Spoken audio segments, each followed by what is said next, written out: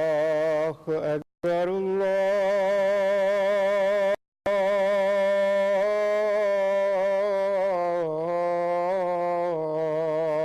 الله أكبر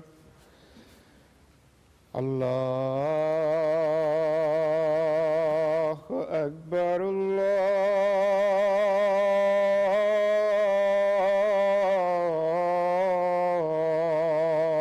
الله أكبر أشهد أن لا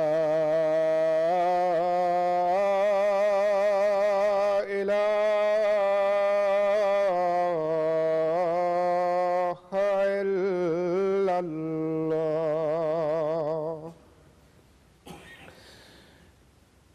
أشهد أن لا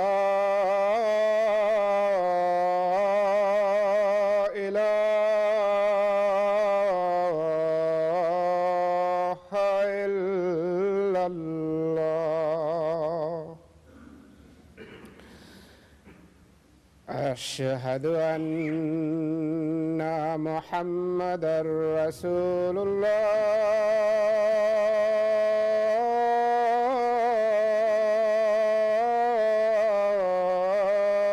الله أشهد أن محمدًا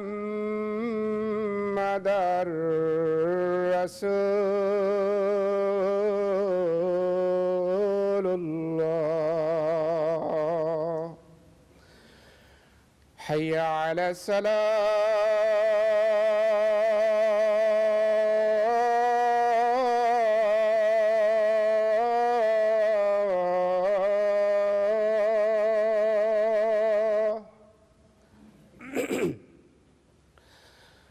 حي على الصلاة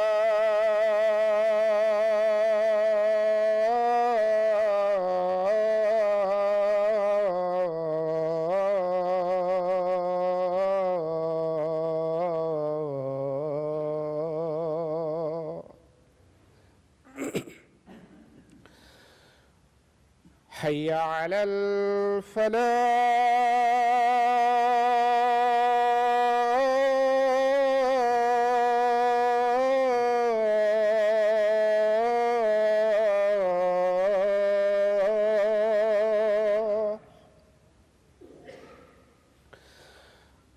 حي على الفلاح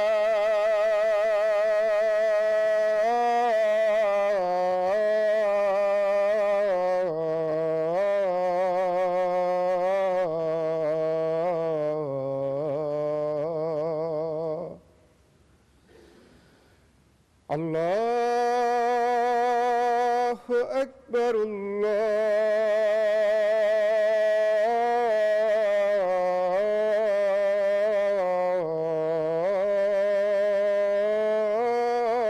الله أكبر لا إله إلا الله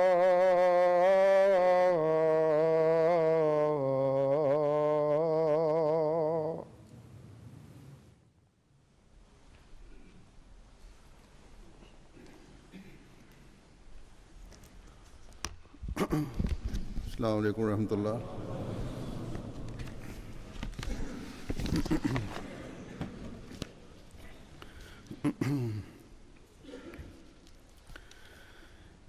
أشهد أن لا إله إلا الله وحده لا شريك له وأشهد أن محمدًا عبده ورسوله أما بعد فأعوذ بالله من الشيطان الرجيم بسم الله الرحمن الرحيم الحمد لله رب العالمين الرحمن الرحيم مالك يوم الدين إياك نعبد وإياك نستعين اهدنا الصراط المستقيم صراط الذين أنعمت عليهم غير المغضوب عليهم ولا الضالين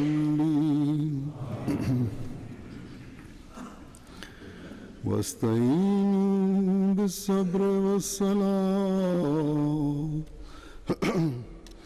وإنها لكبيرة إلا على الخاشعين الذين يظنون أنهم ملاقو ربهم وأنهم إليه راجعون.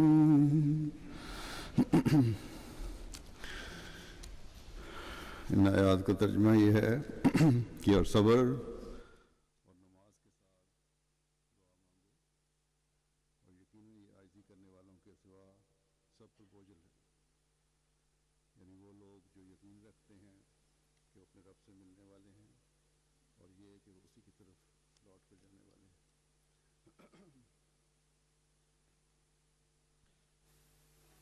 خدا تعالیٰ کا قرب پانے کے لیے جس بنیادی بات کی طرف اللہ تعالیٰ نے ہمیں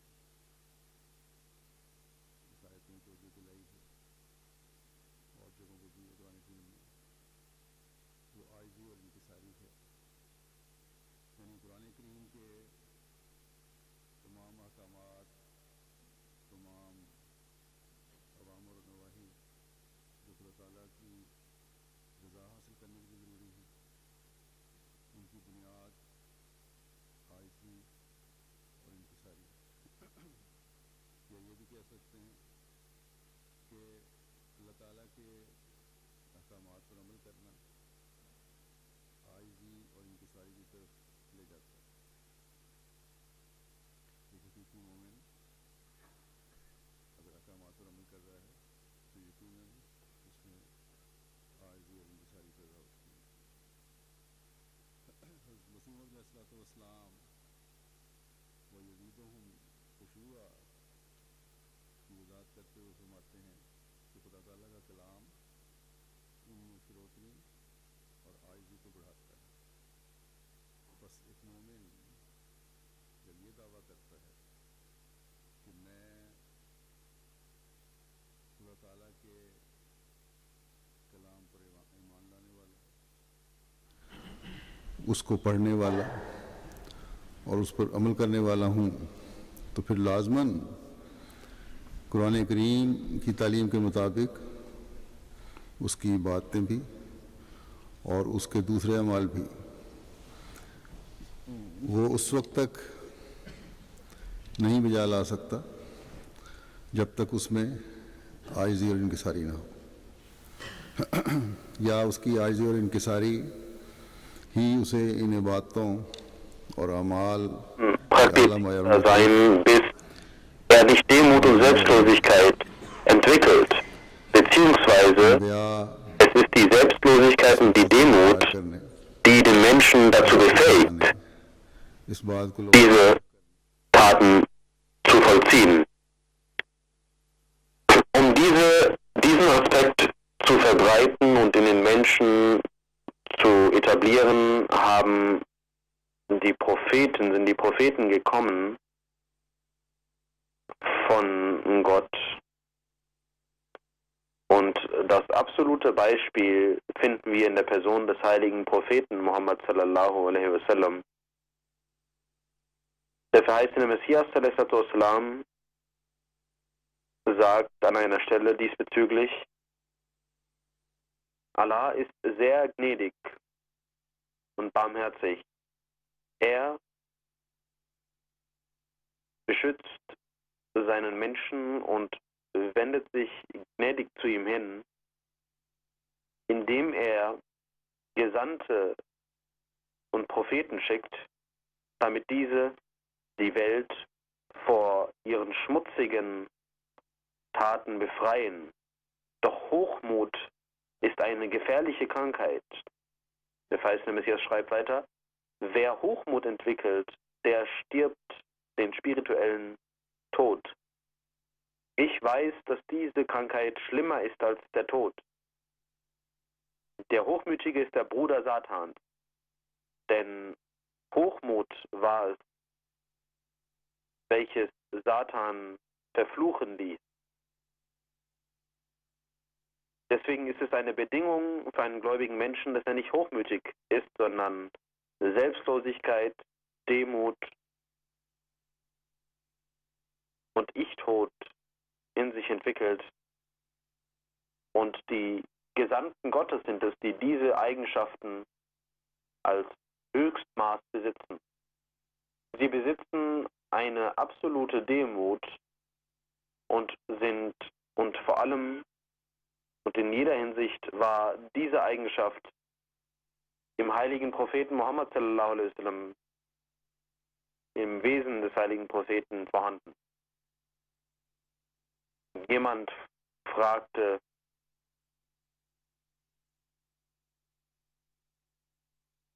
einen Diener, wie der heilige Prophet ihn behandelte.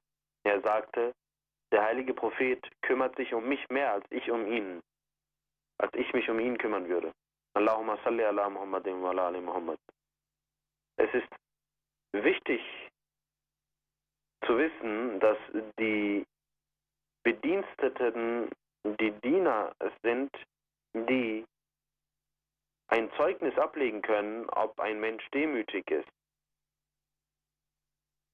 Das war das Vorbild des vollkommenen Menschen, dessen Vorbild wir die ganze Umma befolgen müssen.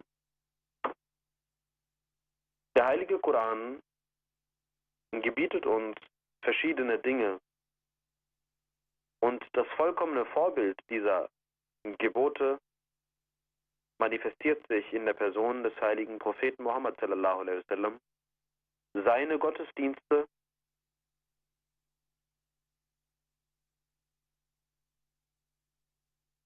sind in einer vollkommenen Art und Weise in seiner Praxis zu sehen. Er sagte, deswegen heißt es im heiligen Koran: Sprich, alle meine Gebete und Gottesdienste sind für Gott. Ich möchte nicht für meine eigene Person irgendetwas erreichen, sondern nur die Nähe Gottes erlangen. Mein Ziel des Lebens bewegt sich um Gott herum. Qul inna salati wa nusuki wa mahyaya wa mamati lillahi rabbil alamin. Das ist der Aufruf, ein Aufruf,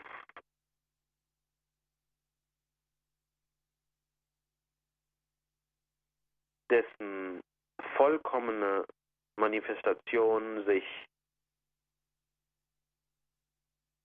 im Wesen des heiligen Propheten sallallahu alaihi wasallam widerspiegelt, und kein Mensch kann dieses Niveau erlangen. Wenn es um Geduld geht, dann sehen wir gemäß dem Vers وَمَا يُلَقَّاهَا إِلَّا الَّذِينَ صَبَرُوا وَمَا يُلَقَّاهَا إِلَّا ذُو حَظٍّ عَظِيمٍ, dass jener Mensch geduldig war und jener Mensch diesen Rang der Nähe Gottes erhielt, der geduldig war. Wenn wir uns das Leben des heiligen Propheten sallallahu alaihi wasallam betrachten, dann sehen wir, wie er sich trotz Schwierigkeiten, trotz Herausforderungen, trotz körperlichen Leid hat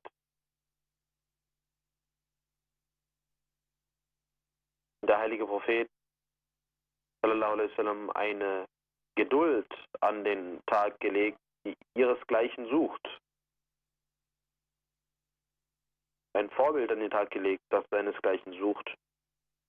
Und dieses Vorbild finden wir nur im Wesen des heiligen Propheten sallallahu alaihi wasallam. Schauen Sie, welche Geduld er in Taif zeigte und durch seine Geduld wurde diese Stadt vor der Zerstörung bewahrt. Denn Allah hatte dem heiligen Propheten sallallahu alaihi wasallam die Möglichkeit gegeben, über diese Stadt zu entscheiden. Doch der heilige Prophet betete: O Gott, beschütze dieses Volk und zerstöre es nicht.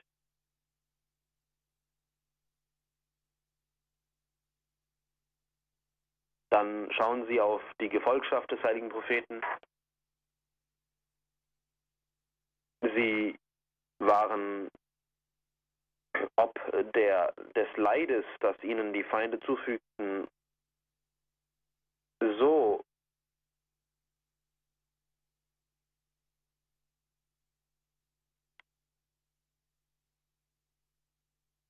sehr Leid wurde ihnen zugefügt, dass die den heiligen Propheten dafür baten, für diese Menschen, gegen diese Menschen zu beten. Doch der heilige Prophet sagte, es geziemt sich nicht, dass man gegen diese Menschen betet, sondern es ist die Fürbitte, das Gebet für diese Menschen, was fruchten wird. Dieses Beispiel sehen wir im heiligen Propheten sallallahu alaihi wasallam. Ich habe eben ein Zitat des verheißenen Messias vorgetragen.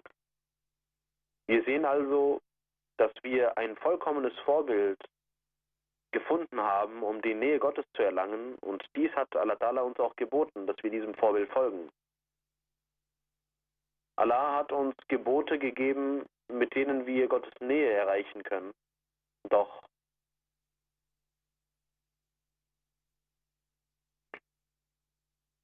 in diesen Geboten und mit diesem Vorbild hat Allah Ta'ala uns auch gesagt, dass diese Nähe Gottes und das Befolgen dieses Vorbilds kann nur dann erlangt werden, wenn wir demütig und selbstlos sind. Diesen Rang können nur solche Menschen erhalten, die Demut und Selbstlosigkeit entwickeln und auf diesem Pfad wandeln.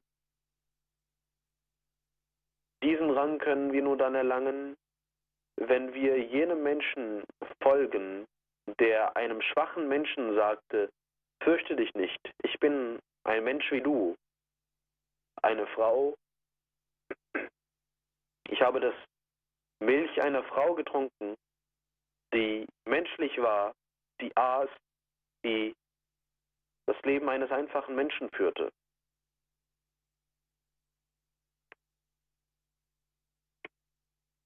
Allah Ta'ala sagt also auch zu den Menschen, die diesem Propheten folgen: Seid demütig und selbstlos, damit ihr die Nähe Gottes erlangt. Diese Verse, die ich rezitiert habe, in diesen Versen hat Allah Ta'ala davon gesprochen, welche Mittel es sind, durch die man Gottes Nähe erlangen kann, durch Selbstlosigkeit, durch Demut. Allah sagt, ihr könnt die Nähe Gottes nicht erhalten, solange ihr euch selbst nicht als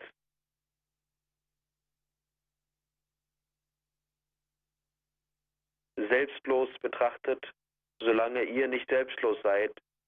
Ihr könnt die Gebote Gottes nicht befolgen, solange ihr nicht versucht, demütig nach seiner Nähe zu trachten. Ihr sollt demütig beten für seinen Segen, für seine Segnungen, für seine Hilfe. Gott hat auch verschiedene Beispiele von verschiedenen Völkern gegeben und die Lebenszustände verschiedener Menschen als Beispiel angeführt. Und in diesen Beispielen steckt eine Lehre für die gläubigen Menschen, dass dieses Gebot nicht ausreicht, sondern jedes Wort des heiligen Koran ist für euch eine Ermahnung. Auch hier sagt Allah, ihr sollt demütig sein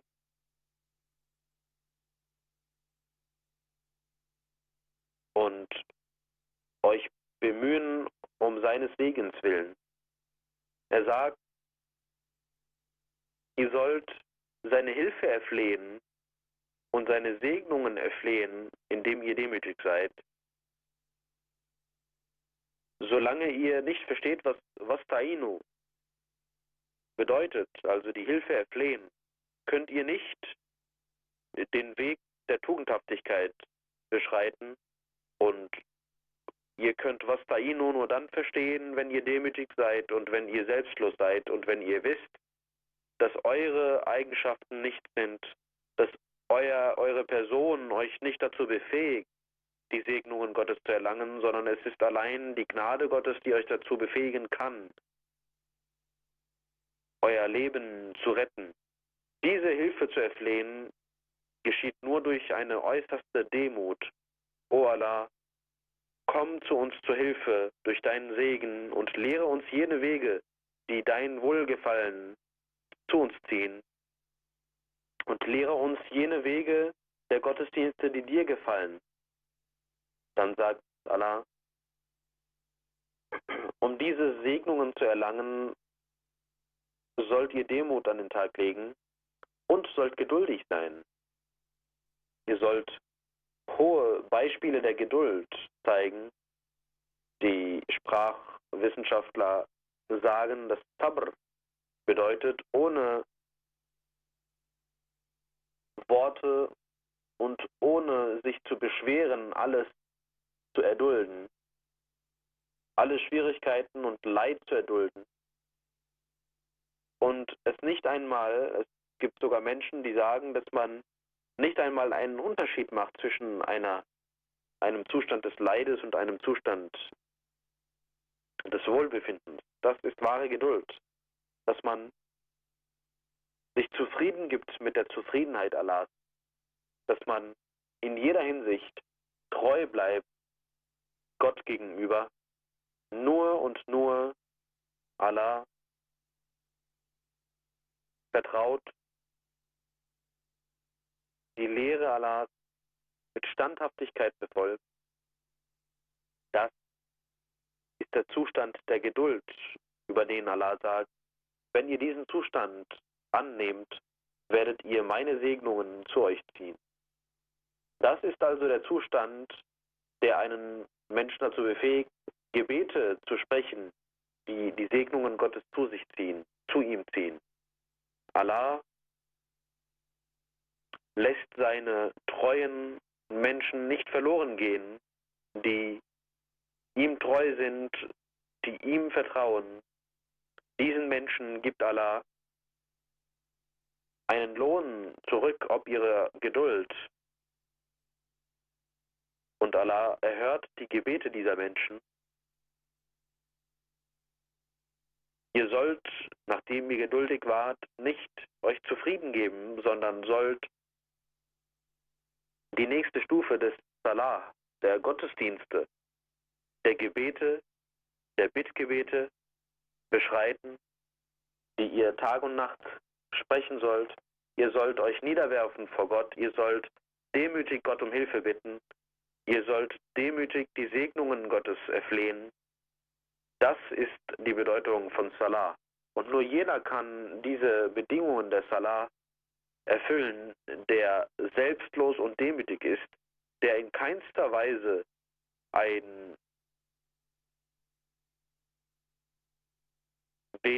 auch nur ein wenig Hochmut besitzt, der sich nicht als etwas Besseres betrachtet. Dieser Mensch kann keine Gottesdienste, keine wahren Gottesdienste an den Tag legen. Es gibt Menschen, die zwar beten, doch Gott kümmert sich um diese Menschen nicht. Gott wendet sich nur an jene geduldigen und betenden Menschen zu und erhört ihre Gebete und kümmert sich um diese, die demütig und selbstlos sind, die eine Bindung zu Allah aufgebaut haben, welche niemals zerbricht. In dieser Zeit ist es vor allem wichtig, Allah hat dem verheißenen Messias al-Islam gesagt, deine demütigen Pfade haben sein Wohlgefallen zu dir gezogen. Deine demütige Art hat ihm, Gott, gefallen. Wir, die Anhänger des verheißenen Messias sind, wenn wir die Segnungen Gottes auf uns ziehen möchten, wenn wir die Hilfe Gottes erfahren möchten, wenn wir die Früchte der Geduld ernten möchten, wenn wir unsere Gebete erhört sehen möchten, dann müssen wir mit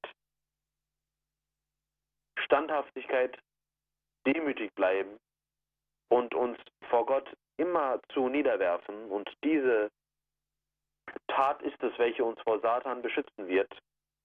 Und dies ist es, was unseren Glauben stärken wird. Und das ist es, was uns das Wohlgefallen Gottes bescheren wird. Doch Allah sagt, glaubet nicht, dass Demut einfach ist. Es gibt selbst egoistische Dinge und Wünsche, die den Menschen daran hindern, diesen Rang zu erlangen. Deswegen sagt Allah, Innaha la kabira. Dies ist eine schwierige Sache. Dies ist eine große Sache. Alle diese Dinge, die ich eben erwähnt habe, und auch verschiedene andere Dinge, die Geduld und Gebet mit ihrem wahren Geist und die einen Menschen daran hindern, diesen wahren Geist zu befolgen. Für viele Dinge, die das tun. Wir müssen bedenken, dass Allah möchte, dass sein Diener, sein Mensch, jene Geduld an den Tag legt und jene Ränge der Gottesdienste erreicht, erlangt, welche ihn nicht auch nur eine einzige Sekunde lang an einen anderen als Gott vor seinen Augen führen. Deswegen sagt Allah selbst, es ist nicht einfach, einen solchen Zustand zu erlangen, das ist eine schwierige Sache. Und diese schwierige Last zu tragen, ist nicht möglich ohne die Segnungen Gottes. Deswegen sollt ihr die Segnungen Gottes erflehen. Ihr sollt euch niederwerfen vor Gott, um euch darum zu bemühen. Doch diese Hilfe werdet ihr nur dann bekommen, wenn ihr selbstlos seid und demütig seid. Wenn ihr an den festen Glauben habt, wenn ihr den festen Glauben daran habt, dass ihr euren Gott treffen werdet, wenn ihr diesen Glauben und diese Überzeugung habt, dann haben wir die Möglichkeit, die Pflichten zu erfüllen, die Gottesdienste und das Sabr, die Geduld mit sich bringen. Dann haben wir die Möglichkeit, die Gebote Gottes einzuhalten und das Vorbild des heiligen Propheten Muhammad sallallahu alaihi wasallam zu befolgen. Und dieses nicht nur für unsere eigenen Zwecke zu verwenden, sondern dieses Vorbild des heiligen Propheten sallallahu alaihi wasallam, diese Liebe zum heiligen Propheten zu entwickeln.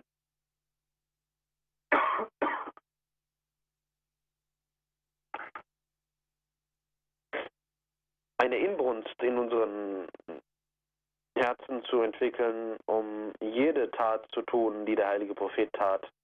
Das ist der wahre Zustand, den ein gläubiger Mensch strebt und der einen Menschen zu einem wahrhaft gläubigen Menschen macht. Dieser wahre Zustand ist es, welches den Menschen dazu befähigt, dem Vorbild des heiligen Propheten sallallahu alaihi wasallam zu folgen. Und Allah sagt, wer diesem Vorbild folgt, wird zum Liebenden Allahs, Yuhibbukumullah. Dann könnt ihr zu den Geliebten Allahs werden, dann könnt ihr Allah lieben. Das führt dazu, dass der Mensch eine tiefe Liebe zu Allah erlebt und sich die Überzeugung gewinnt, dass er zu Gott zurückkehren wird. Ein Mensch, der die Nähe Gottes versucht zu erlangen,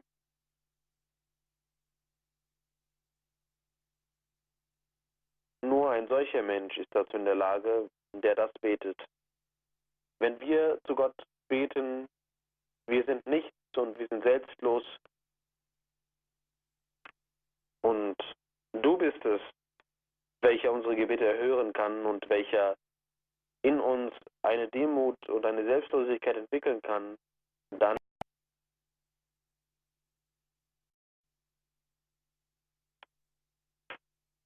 müssen wir auch versuchen, die Geduld und die Gebete, um die es hier geht, einzuhalten mit Standhaftigkeit. Dann beten wir zu Allah,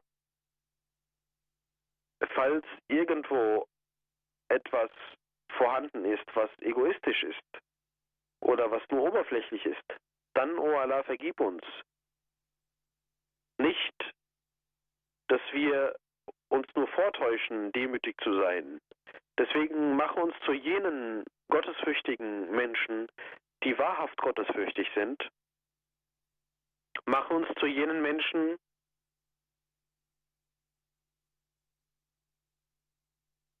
über die dein geliebter Prophet sallallahu alaihi wasallam sagte, Allah führt sie zum Himmel und zum 7. Himmel.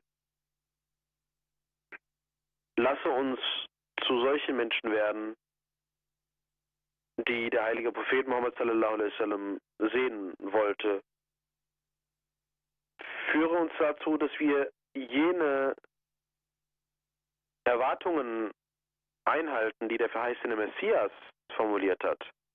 Der verheißene Messias sagt an einer Stelle zu seiner Jamaat, unsere Jamaat sollte sich darum bemühen,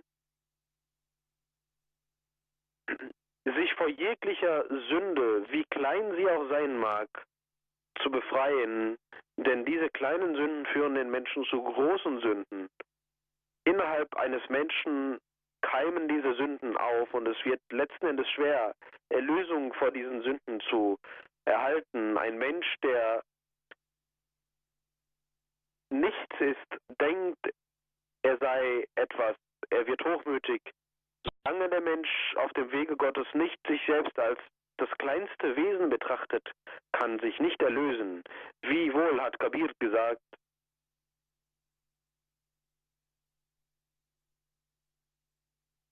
wie wohl ist es, der Kleinste zu sein?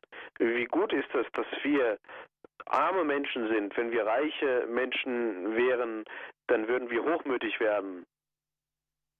Man sollte niemals hochmütig sein, dann sagte der verheißene Messias. Deswegen sollte der Mensch versuchen, zu jedem Zeitpunkt sich selbst zu betrachten, wie nichtig er doch ist. Jeder Mensch, egal welch hohen Rang er hat, wenn er sich selbst betrachtet, wird er sehen, dass er in jeder Art, in jeder Form, wenn er Augen hat, wird er sich selbst als selbstlos, als nichtig betrachten. Ein Mensch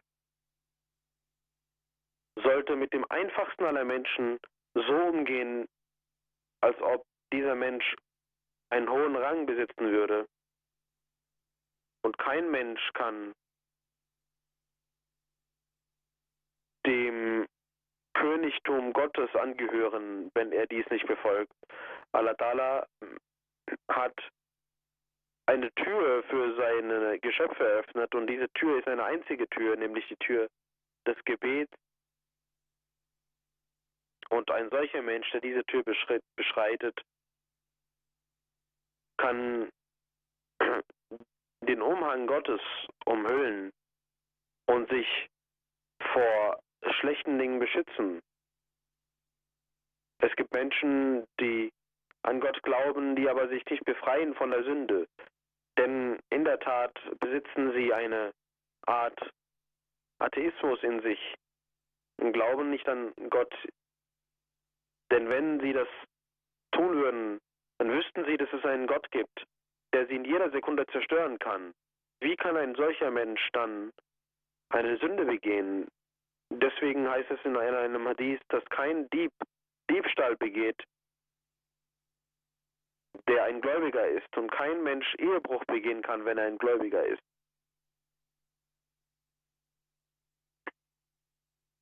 Auch wenn sie meinen, Gläubige zu sein, sind sie keine wahrhaft gläubigen Menschen.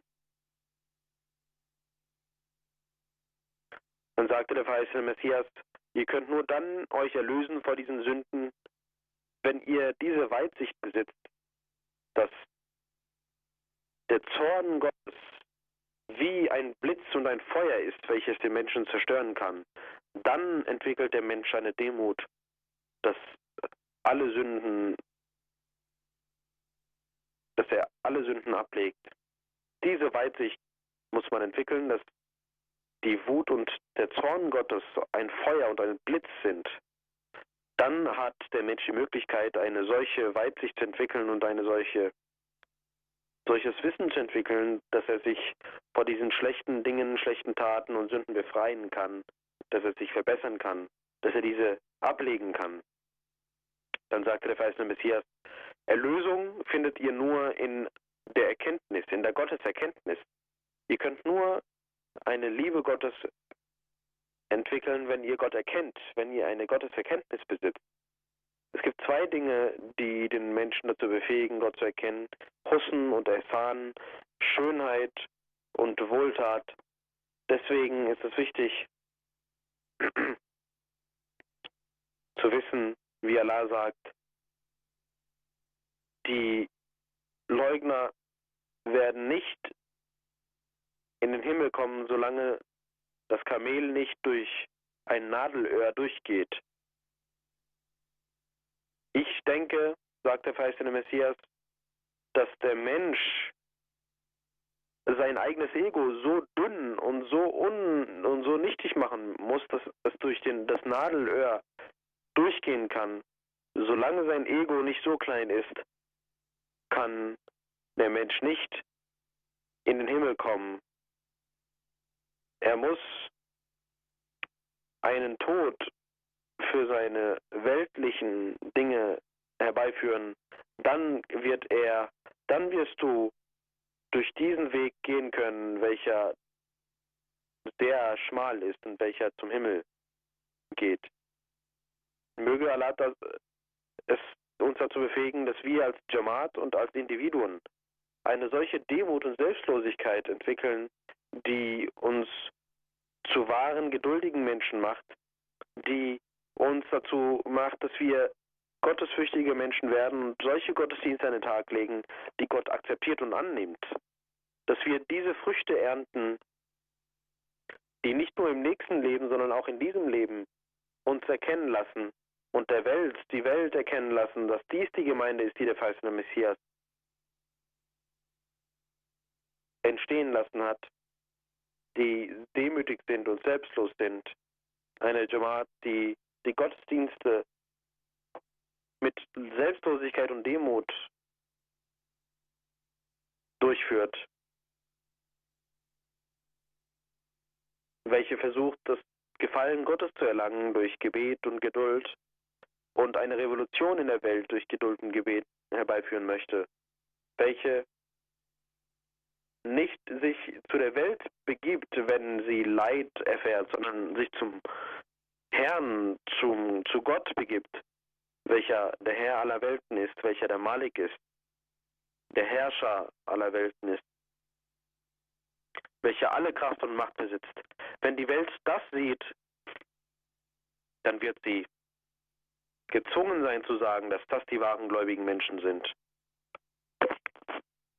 Dass das die Menschen sind, die eine Bindung zu Gott haben. Und wenn ihr solche Menschen sehen wollt, die eine Beziehung zu Allah haben, dann könnt ihr diese nur hier finden. In diesen Menschen seht ihr Gott.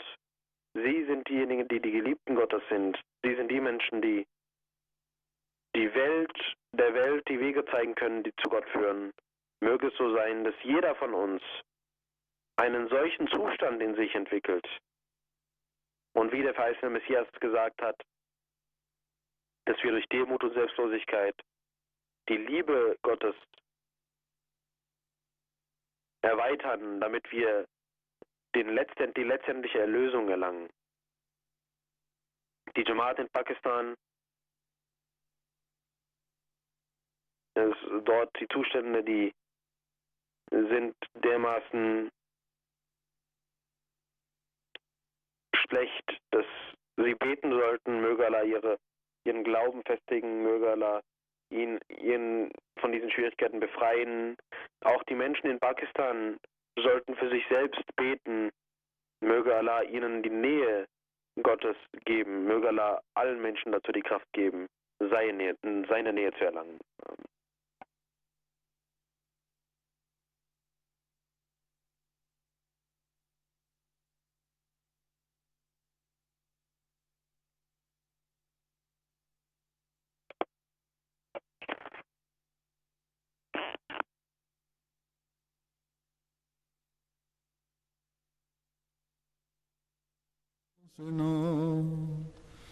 ومن سيئات أعمالنا من يهده الله فلا مضل له ومن يضلل فلا هادي له ونشهد أن لا إله إلا الله ونشهد أن محمدا عبده ورسوله عباد الله رحمكم الله إن الله يأمر بالعدل والإحسان وإيتاء ذي القربى وينهى عن الفحشاء والمنكر والبغي يعظكم لعلكم تذكرون اذكروا الله يذكركم وادعوه يستجب لكم ولذكر الله أكبر